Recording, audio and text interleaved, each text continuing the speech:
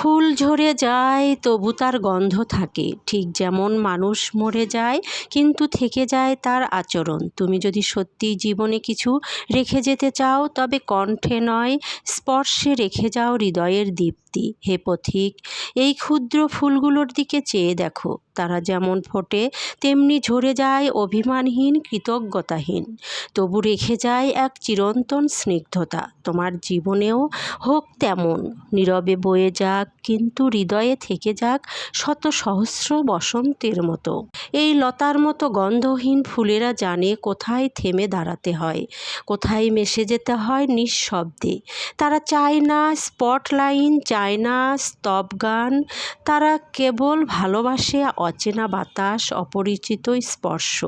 তারা বলে, তুমি যদি সৌন্দর্য হতে চাও তবে ঝড়ের মুখে কোমলতা হারিও না। এই ক্ষীণ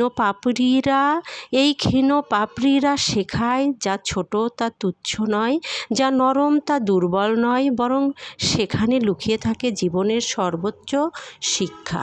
নির্জন প্রভাতের কোণে এক টুকরো আলোয় ফোটে একটি ক্ষীণ ফুল, শব্দহীন, নিঃশব্দ। তার নেই কোনো দাবি, নেই কোলাহল, তবু সে জানান দেয়, আমি আছি, আমি জেগে আছি শুধু ভালোবাসার জন্য।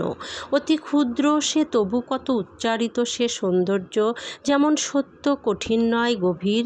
সে বলে, বড় হতে নেই প্রয়োজন উচ্চতা, প্রয়োজন বিনয়, প্রয়োজন ভিতরের দীপ্তি।